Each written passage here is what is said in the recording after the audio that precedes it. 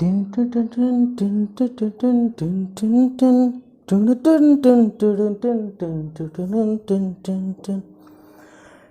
है, चलिए तब शुरू करते हैं zero order reaction. Zero order reaction में ग्राफ सीखेंगे, ग्राफ किस तरह से बनेगा, और जीरो ऑर्डर को थोड़ा समझेंगे रेट लॉ के द्वारा। रेट लॉ के द्वारा जीरो ऑर्डर के बारे में आज बहुत चीज़ समझेंगे और उसके कुछ इंपॉर्टेंट पॉइंट पे ध्यान देंगे। ठीक है, चलिए तो शुरू करते हैं जीरो ऑर्डर रिएक्शन। जीरो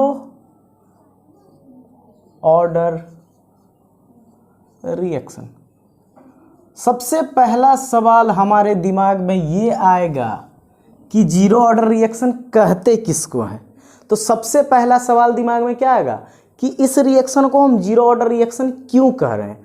तो जीरो ऑर्डर रिएक्शन इसलिए कह रहे हैं, ध्यान से जीरो ऑर्डर रिएक्शन इसलिए कह रहे हैं कि अगर हम रेट लिखें, रेट ध्यान से देखिएगा, अगर हम रेट लिखें रेट लॉ, तो रेट लॉ जब लिखेंगे मतलब रेट इक्वल टू के, ये रेट कांस्टेंट है, ए का पावर या किसी भी रिएक्टेंट का पावर जीरो। अगर ये पावर जीरो है, अगर ये पावर जीरो है तो ये जीरो ऑर्डर है। इसका मतलब, मेरा कहने का मतलब क्या है, कहने का मतलब क्या है, एक रिएक्शन है, उस रिएक्शन के लिए अगर रेट लॉ लिखें, किसी भी रिएक्शन के लिए अगर रेट लॉ लिखें, उस रेट लॉ में जो कॉन्सेंट्रेशन होगा, मतलब कि ये इस कॉन्सेंट्रेशन के पावर को अगर ऐड करें या सम करें, जो कहिए ऐड करें, और ऐड करने के बाद अगर वो जीरो आए तो वो कौन सा ऑर्डर हो जाएगा, जीरो ऑर्डर रिएक्शन। तो चलिए समझते हैं जीरो ऑर्डर रिएक्शन को, अच्छे से समझेंगे एकदम धीरे धीरे अच्छे से। ठीक है, सबसे पहला अगर मान लेते हैं ऐसा लिखा हुआ है, सपोज दैट ऐसा लिखा हुआ है, मान लेते हैं ऐसा लिखा हुआ हमको मिले कि रिएक्टिंग स्पेसीज दो है, एक रिएक्टिंग स्पेसीज है ए और एक रिएक्टिंग स्पेसीज है बी। अच्छा, रिएक्टिंग स्पेसीज एक भी हो सकता है, दो भी हो सकता है, तीन भी हो सकता है, चार भी हो सकता है, लेकिन हमको ध्यान किस पे देना है, उस रिएक्टिंग स्पेसीज के कॉन्सेंट्रेशन के पावर पे ध्यान देना है। अगर ये पावर मान लेते हैं, ये पावर आ जाए -1, ये +1, तो यहाँ पे ऑर्डर कितना आ जाएगा, यहाँ पे ऑर्डर आ जाएगा जीरो। मतलब इस रिएक्शन का ऑर्डर क्या होगा, इस रिएक्शन का ऑर्डर हो जाएगा जीरो। हम किए क्या, इस कॉन्सेंट्रेशन के पावर को ऐड कर दिए। मान लेते हैं अगला कुछ ऐसा दिया हुआ है कि एक ही रिएक्टिंग स्पेसीज है, ए का पावर जीरो, इसके जैसा। अच्छा, सेकेंड, थर्ड में कुछ ऐसा दिया हुआ है कि ए का पावर 2, बी का पावर -1 और सी का पावर भी -1, ऐसा दिया हुआ है। मान लेते हैं फोर्थ में कुछ ऐसा दिया हुआ है कि ए का पावर +½ और बी का पावर -½ क्या यहाँ पे हर एक जगह पे अगर ऑर्डर करें, अगर ऑर्डर निकालना चाहेंगे हर एक रिएक्शन के लिए, अलग अलग रिएक्शन है, ए बी हम मान के चल रहे हैं कोई रिएक्टिंग स्पेसीज है, जब ए और बी के पावर को ऐड किए तो जीरो, यहाँ भी जीरो आएगा, इस रिएक्शन में भी जीरो, यहाँ भी जीरो और यहाँ भी जीरो। हाँ, यहाँ पे रिएक्टिंग स्पेसीज 3 है, यहाँ पे रिएक्टिंग स्पेसीज 2 है, यहाँ पे रिएक्टिंग स्पेसीज सिंगल है। तो हमारे काम का क्या है, क्या चारों पढ़ना है, चारों नहीं पढ़ना है, हमारे काम का सिर्फ हम फोकस करेंगे सिर्फ इस पे, सिंगल रिएक्टिंग स्पेसीज पे। ये भी समझेंगे, लेकिन अभी सिर्फ इतना पे ही फोकस करना है।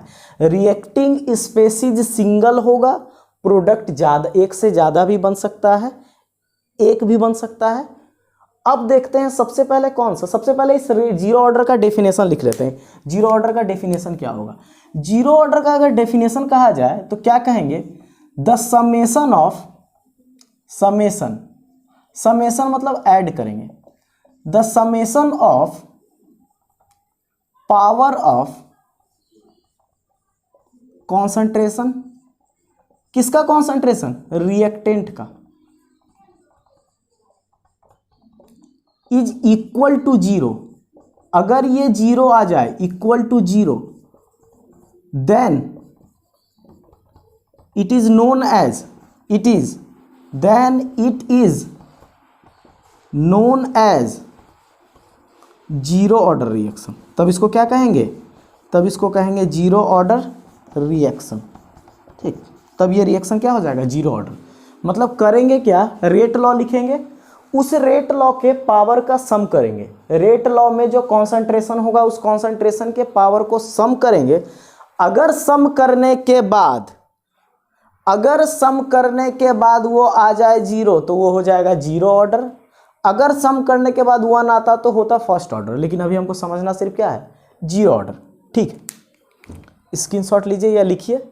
ठीक है, चलिए अब आगे बताते हैं जीरो ऑर्डर में करना क्या है। आगे हमारे काम का सिर्फ सेकेंड वाला रिएक्शन है जिसमें सिंगल रिएक्टिंग स्पेसीज होगा और प्रोडक्ट भी कितना बनेगा, प्रोडक्ट भी सिंगल ही बनेगा, प्रोडक्ट भी सिंगल ही बनेगा। मान के चल रहे हैं, कोई ज़रूरी नहीं है सिंगल ही बने, सिंगल से ज़्यादा भी बन सकता है, लेकिन अभी छोटा सा लेके चलेंगे एग्जाम्पल ताकि समझ में आ जाए।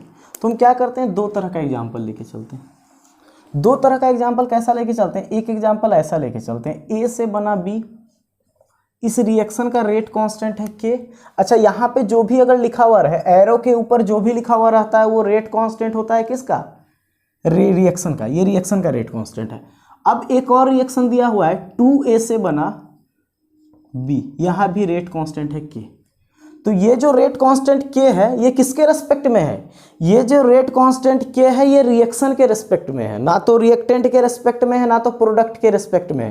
पिछले लेक्चर में हम बता चुके हैं कि प्रोडक्ट और रिएक्टेंट के रेस्पेक्ट में ये बदल जाएगा। ठीक है, चलिए अब आगे बढ़ते हैं। अब अगर इसके लिए हम रेट लॉ लिखना चाहें तो रेट लॉ कुछ ऐसा लिखेंगे, के इक्वल टू, ये जीरो ऑर्डर है मान के चलेंगे क्या कि जीरो ऑर्डर पढ़ रहे हैं, ए का पावर जीरो।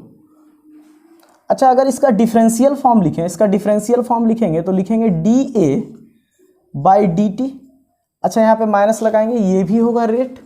और बोले थे कि रेट या तो रेट लॉ से निकाले या तो डिफरेंशियल इक्वेशन से निकाले, दोनों आएगा सेम। इसका मतलब इससे जो आएगा वही इससे भी आएगा, तो क्या दोनों को बराबर कर दें, इसका मतलब ऐसा लिख दें D A D T equal to K A का पावर जीरो। अच्छा, समथिंग का पावर जीरो मतलब 1, इसका मतलब ऐसा लिख सकते हैं D A equal to minus K T. कोई दिक्कत? अच्छा, ये रिएक्शन किसी टाइम तक हुआ होगा, मतलब किसी भी टाइम टी पे अगर इसका कॉन्सेंट्रेशन निकालना है तो उस जीरो से लेकर के कहाँ तक, ये रिएक्शन जब स्टार्ट हुआ होगा तो टाइम जीरो होगा। तो इस रिएक्शन को इंटीग्रेट करेंगे, ये पिछले लेक्चर में हम बता चुके थे। इस रिएक्शन को क्या करेंगे, इंटीग्रेट करेंगे।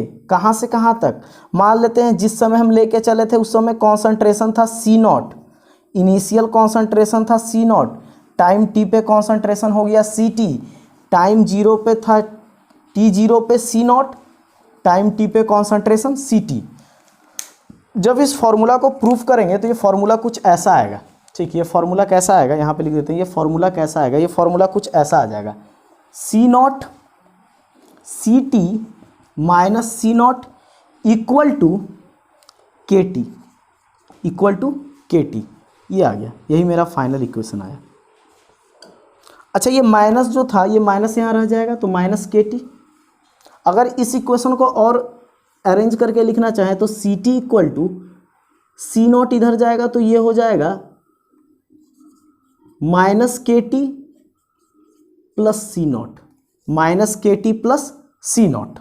अब ध्यान से देखिएगा, हम लिख किसके लिए रहे हैं, ध्यान से हम लिख किसके लिए हैं, हम रेट लॉ जो लिख रहे हैं ये रिएक्टेंट के लिए लिख रहे हैं।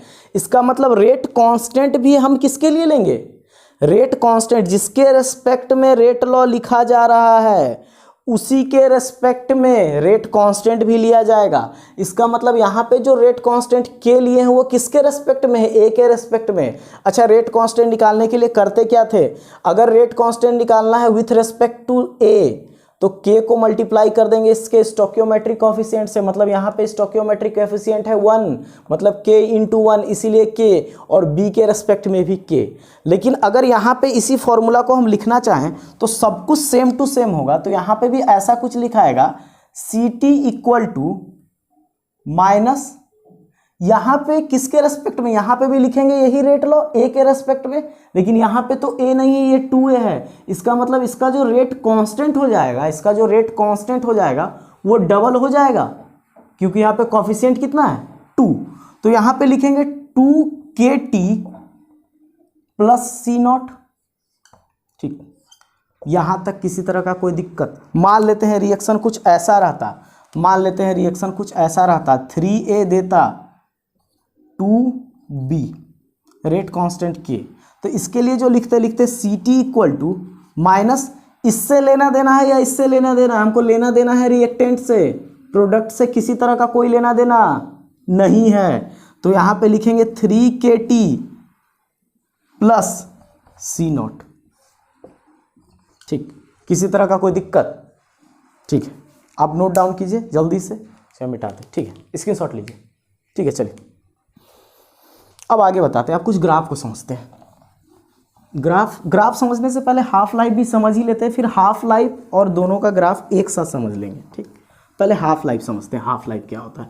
हाफ लाइफ होता है इनिशियल का आधा होने में जितना समय लगे उसी को क्या कहते हैं? Half life. पिछले लेक्चर में बताए थे, दोबारा एक बार बताए थे। ठीक, हाफ लाइफ क्या होता है?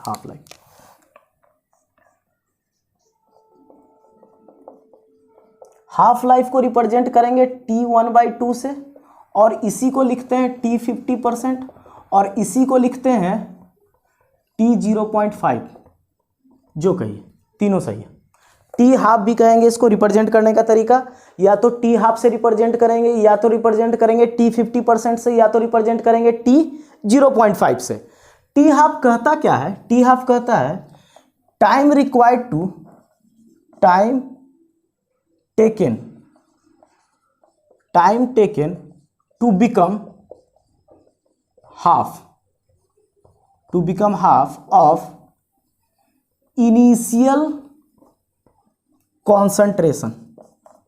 मतलब इनिशियल कॉन्सेंट्रेशन का आधा होने में जितना समय लगे उसी टाइम को क्या कहते हैं? T½ मतलब इनिशियल कॉन्सेंट्रेशन का आधा होने में जितना टाइम लगे उसी को कहते हैं T½ मान लेते हैं किसी का पूरा जिंदगी जीने का है 50 साल, तो उसका हाफ लाइफ कितना होगा? उसका हाफ मतलब आधा होने में जिंदगी को कितना लगेगा, कितना समय लगेगा? अगर कोई पर्सन जीता है 50 साल तो उसका हाफ लाइफ कितना हो जाएगा? उसका हाफ लाइफ हो जाएगा 25। इसका मतलब आधा होने में, मतलब उस आदमी को आधा खत्म होने में कितना दिन लगेगा? 25 साल। तो वही उसका T½ है। मतलब इनिशियल का आधा होने में जितना समय लगे उसी समय को कहते हैं T½ अच्छा, इक्वेशन क्या था मेरा? अभी जस्ट जो इक्वेशन लिखे थे वो इक्वेशन कुछ ऐसा था, CT equal to minus KT plus C0। अच्छा, ये जो इक्वेशन हम लेके चल रहे हैं, मान के चल रहे हैं A से B बन रहा है। ठीक, A से B रेट कांस्टेंट K, नहीं तो रेट कांस्टेंट बदल जाता। मतलब हम जो मान के चले वो क्या बन रहा है? A से B बन रहा है। अगर ये 2A रहता तो ये 2K होता, अगर ये 2K होता तो यहाँ 2K रखते। ठीक, वो हम रिएक्शन के अनुसार देखेंगे। मतलब ये K इसलिए है क्योंकि ये A है, यहाँ पे स्टोइकियोमेट्रिक कोफिशिएंट 1 है, इसीलिए ये जो भी लिखा जा रहा है किसके रेस्पेक्ट में लिखा जाता है? रिएक्टेंट के रेस्पेक्ट में। तो रिएक्टेंट के रेस्पेक्ट में रेट कांस्टेंट बदलेगा, लेकिन यहाँ इसलिए नहीं बदला क्योंकि स्टोइकियोमेट्रिक कोफिशिएंट कितना है? 1। और इस करते क्या है रेट कांस्टेंट निकालने के लिए? इसको गुना कर देंगे इसके स्टोइकियोमेट्रिक कोफिशिएंट से। तो स्टोइकियोमेट्रिक कोफिशिएंट जितना ज़्यादा होगा रेट कांस्टेंट भी उतना ज़्यादा होगा। पिछले लेक्चर में हम बता चुके हैं, अगर आपको पता नहीं चल रहा तो दोबारा जाके उस लेक्चर को देखें। ठीक है, चलिए अब आगे बढ़ते हैं। अब आगे अगर बढ़ेंगे तो ध्यान से, CT है मतलब किसी भी टाइम T पे कॉन्सेंट्रेशन, इसके बारे में समझ लेते हैं। C0 का मतलब होता है इनिशियल कॉन्सेंट्रेशन, T का मतलब होता है टाइम टेकन, K का मतलब होता है रेट कांस्टेंट।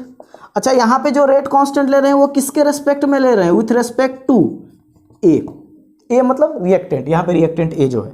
ठीक है, अब CT concentration after time, concentration at time T time पे कितना कॉन्सेंट्रेशन है उसी को कहेंगे CT। अच्छा, ये हाफ लाइफ अगर निकालना है तो हाफ लाइफ में कितना इनिशियल कॉन्सेंट्रेशन लेके चले हैं? C0 मतलब इनिशियल का आधा होने में, मतलब C0 से C0/2, तो C0 से C0/2 तक में कितना समय लगेगा? इसका मतलब इसी इक्वेशन का यूज करेंगे। इस इक्वेशन में CT कितना हो जाएगा? इनिशियल कॉन्सेंट्रेशन था C0, तो वो आधा हो जाएगा, और आधा होने में जितना समय लगे, टाइम टेकन, उसी टाइम को क्या कहेंगे, हाफ लाइफ। हाफ लाइफ को रिप्रेजेंट करेंगे टी हाफ से, T50 से, T0.5 से, तीनों सेम। आधा होने में असल में टी हाफ को ही तो लिख रहे हैं T0.5, और 50% इसलिए क्योंकि आधा होने में, अगर 100% था 50 साल, तो आधा कितना हो गया, 25 साल। ठीक, मतलब आधा होने में जितना समय लगे। ठीक, अब इसमें अगर निकालेंगे तो ध्यान से इस इक्वेशन को रेड से लिख देते हैं ताकि पता चले। ठीक, सी टी मेरा हो जाएगा टाइम टी के बाद C0/2 माइनस के, यहां पे क्या लिखेंगे, टी हाफ मतलब हाफ लाइफ। इनिशियल कितना लेके चले, इनिशियल लेके चले हैं C0। तो यहां से जब कैलकुलेट करेंगे तो ये इस साइड जाएगा तो ये घटेगा। अच्छा, ये माइनस है तो इसका मतलब जो टी हाफ मेरा आएगा, टी हाफ यहां से जब कैलकुलेट करेंगे तो आ जाएगा C0/2K, C0/2K। यही हाफ लाइफ होगा जीरो ऑर्डर के लिए। ये सिर्फ जीरो ऑर्डर के लिए है। अगर फर्स्ट ऑर्डर रहता तो फॉर्मूला कुछ अलग आएगा, अगर जीरो ऑर्डर है तो फॉर्मूला कुछ अलग आएगा। मतलब फॉर्मूला ऑर्डर बदलने पे हाफ लाइफ का बदलते जाएगा। जैसे जैसे लाइफ बदलेगा, जैसे जैसे ऑर्डर बदलेगा, वैसे वैसे हाफ लाइफ भी बदलते जाएगा। ठीक है, लिखिए इसको जल्दी से। चलिए अब आगे बढ़ते हैं। अब इसके ग्राफ के बारे में समझते हैं, ग्राफ कैसा बनेगा। ठीक, ग्राफ को समझते हैं, ग्राफ इसका कैसा बनेगा। चलिए ठीक है, ग्राफ को समझते हैं, ग्राफ कैसा बनेगा। दोनों ग्राफ को एक साथ सीख लेते हैं। एक ग्राफ था आपका किसी भी टाइम टी के लिए, और एक ग्राफ था हाफ लाइफ के लिए। तो पहले फॉर्मूला लिख लेते हैं। फॉर्मूला ये वाला काम में आएगा, वो जो अभी लिखे थे जस्ट यहाँ पे, वो फॉर्मूला क्या था, फॉर्मूला था CT = -KT + C0, और टी हाफ क्या आया मेरा, टी हाफ आया है C0/2K, C0/2K। ठीक है, C0/2K आया है। CT = -KT + C0। अगर इसके बारे में बात करें तो इनिशियल मान लेते हैं रिएक्शन स्टार्ट हो चुका है। तो रिएक्शन अगर स्टार्ट हो चुका है तो इनिशियल कॉन्सेंट्रेशन तो हम बदल नहीं सकते, मतलब इनिशियल कॉन्सेंट्रेशन फिक्स होगा।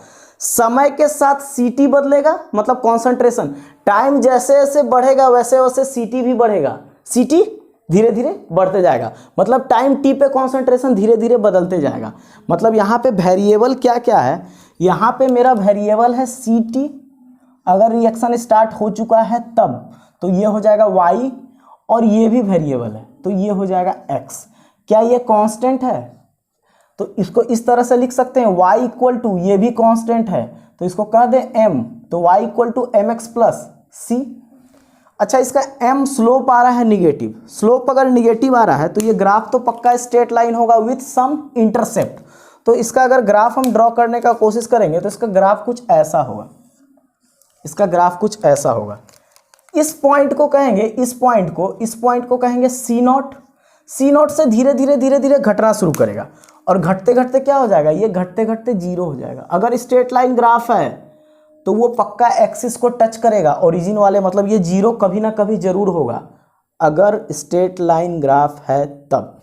ठीक, ये C0 है, धीरे धीरे घटते घटते यहाँ पहुँच गए। अब ध्यान से, ये अगर इस साइड अगर कॉन्सेंट्रेशन रखे हैं, मतलब CT रखे हैं, इस साइड क्या रखें, इस साइड टाइम T रखें। अच्छा, इसका स्लोप क्या हो जाएगा, इसका स्लोप हो जाएगा -K। स्लोप क्या हो जाएगा, स्लोप निगेटिव। लेकिन स्लोप निगेटिव तभी होगा जब ये वाला थीटा लेंगे। जब ये वाला थीटा लेंगे, इस पर भी ध्यान दीजिए, इस पर भी क्वेश्चन आएगा। अगर ये वाला थीटा लेंगे तो स्लोप होगा निगेटिव। लेकिन अगर इसका उल्टा थीटा ले ले, मान लेते हैं इसको θ1 बोले, इसको θ2 बोले, तो अगर ये थीटा लेके चलेंगे तो क्या हो जाएगा, अगर ये थीटा लेके चलेंगे ये थीटा क्या आ जाएगा, ये प्लस में K आ जाएगा, और इसी को कहेंगे tan थीटा। मतलब ये क्या हो जाएगा, ये प्लस हो जाएगा। मतलब जब भी स्लोप निकालना हो तो स्लोप को अगर पॉजिटिव करना है तो उल्टा ले लेंगे। स्लोप क्या करें, स्लोप को क्या करेंगे, उल्टा ले लेंगे। मतलब हम जो स्लोप बता रहे हैं वो ये वाला बता रहे हैं, लेकिन अगर पॉजिटिव करना है तो स्लोप को उल्टा ले लेंगे, मतलब थीटा को उल्टा ले लेंगे। अगर एंगल उल्टा लेंगे तो स्लोप ऑटोमेटिकली क्या हो जाएगा, पॉजिटिव। मतलब स्लोप अगर -K था, लेकिन अगर ये थीटा उल्टा ले ले तो क्या हो जाएगा, प्लस में K। और यही स्लोप है tan थीटा = -K। लेकिन यहाँ पे अगर उल्टा लिए हैं तो tan थीटा क्या हो जाएगा, tan theta equal two plus के। अच्छा ठीक है, इस ग्राफ को ड्रॉ करते हैं।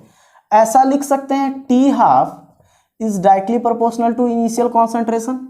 अगर इनिशियल कॉन्सेंट्रेशन बढ़ाएंगे तो टी हाफ भी बढ़ेगा, अगर इनिशियल कॉन्सेंट्रेशन बढ़ाएंगे तो टी हाफ भी बढ़ेगा। इसका मतलब y, ये y हो जाएगा, ये हो जाएगा y और ये हो जाएगा x, और इसके ठीक जो सामने है वो m हो जाएगा। ठीक, तो ये हो जाएगा y, ये हो जाएगा x। अगर c0/2 रहता, अगर ये c0/2 के मतलब 1/2 के क्या हो जाएगा, स्लोप हो जाएगा। तो इसका अगर ग्राफ ड्रॉ करें तो y इक्वल टू mx के रूप में आ गया। मतलब ये y है, ये पूरा जो है, ये पूरा मेरा m है, ये पूरा जो है c0/2 के, मतलब ये जो 1/2 के है ये क्या है, ये m है और ये x है। मतलब ये भी स्ट्रेट लाइन होगा, लेकिन ये कैसा स्ट्रेट लाइन होगा, straight line passing through origin. ये भी स्ट्रेट लाइन होगा, ये जो स्ट्रेट लाइन होगा ये होगा straight line passing through origin. तो इस साइड रखेंगे टी हाफ। अगर इनिशियल कॉन्सेंट्रेशन 0 है तो टी हाफ भी 0 रहेगा। जैसे जैसे हम C0 बढ़ाएंगे वैसे जैसे C0 बढ़ाएंगे, मतलब इनिशियल कॉन्सेंट्रेशन बढ़ाएंगे वैसे वैसे टी हाफ भी बढ़ते जाएगा। तो ये हो जाएगा C0। अच्छा, अगर बोला जाएगा इसका स्लोप क्या होगा, इसका स्लोप, तो इसका स्लोप हो जाएगा 1/2 के, 1/2 के। ठीक, दोनों ग्राफ डील कर दिए। अगले लेक्चर में इस आधार पे कुछ क्वेश्चन करेंगे, अच्छा कुछ क्वेश्चन करेंगे। बाकी आप बने रहिए, अब लेक्चर रेगुलर आएगा। इसके अलावा भी कोई दूसरे चैप्टर को भी शुरू किया जाएगा, अभी स्लो हो गया था थोड़ा। अब लेक्चर यहाँ से रेगुलर आएगा, इसको नोट डाउन कीजिए। अगर किसी तरह का कोई डाउट है तो आप कमेंट सेक्शन में कमेंट कीजिए। बाकी तो हम हैं ही, घर में रहिए, प्रोटेक्टेड रहिए, पढ़िए, मन लगाइए, इसको शेयर कीजिए ताकि कुछ और बच्चों के भी काम आ जाए जो क्लास अभी नहीं कर पा रहे हैं ड्यू टू कोरोना वायरस। ठीक है, चलिए ख़त्म कर देंगे। थैंक यू, अगले क्लास में आएंगे फिर से शुरू करेंगे। ठीक, चलिए, थैंक यू।